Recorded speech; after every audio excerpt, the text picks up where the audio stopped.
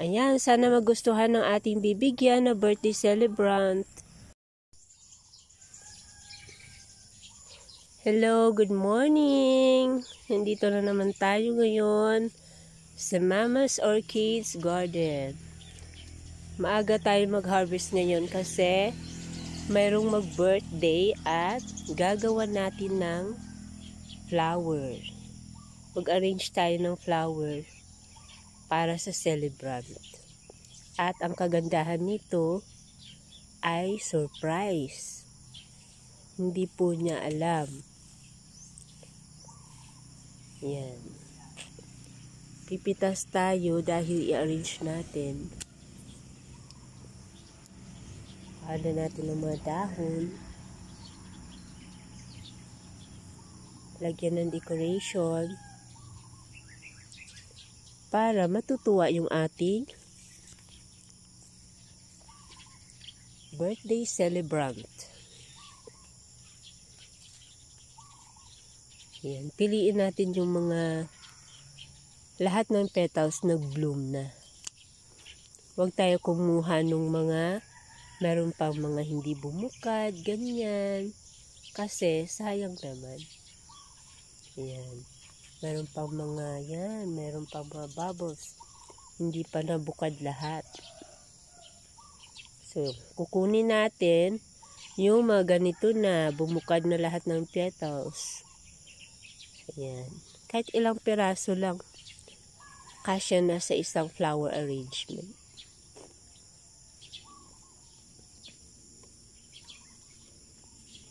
Hanap pa tayo.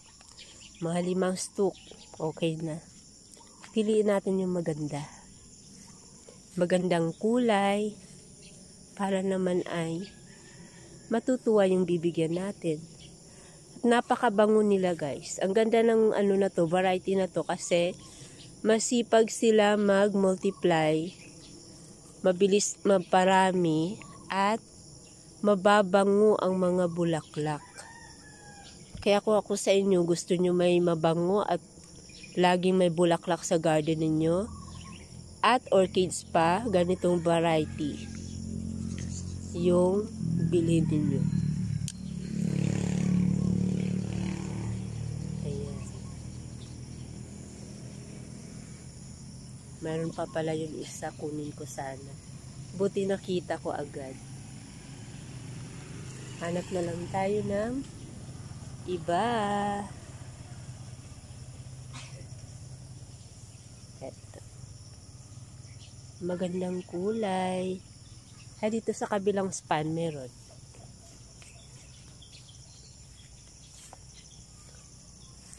Ayan, ang daming mga full bloom na. Pero kukuha tayo ng magandang kulay para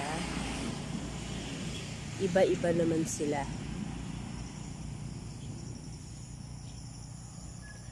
Eto.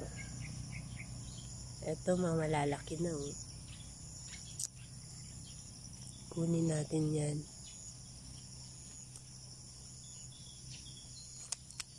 Nahulog siya sa kabila.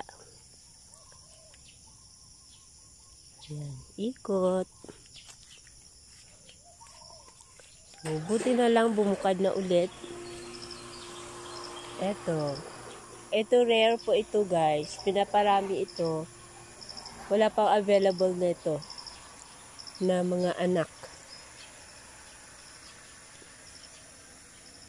Kukunin natin yung nahulog. Tapos, mag-arrange na tayo ng flower.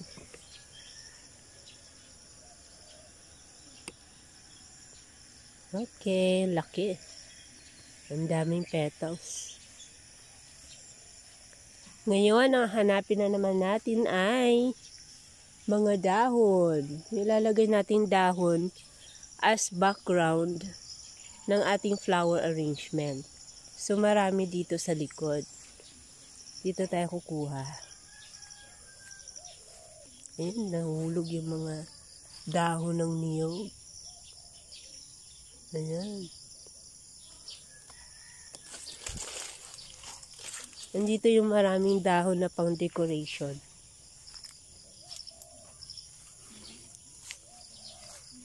Kuha lang tayo ng ilang hibla.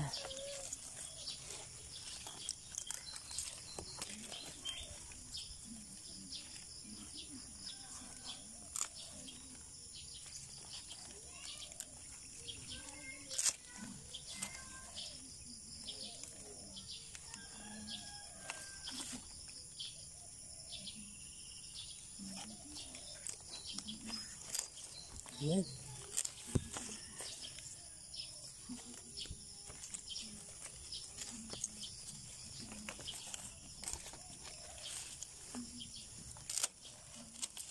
Okay na, marami na ito.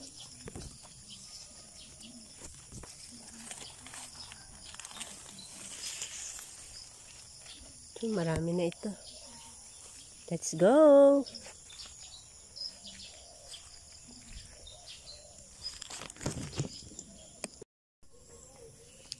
So, ito na ang ating finished product.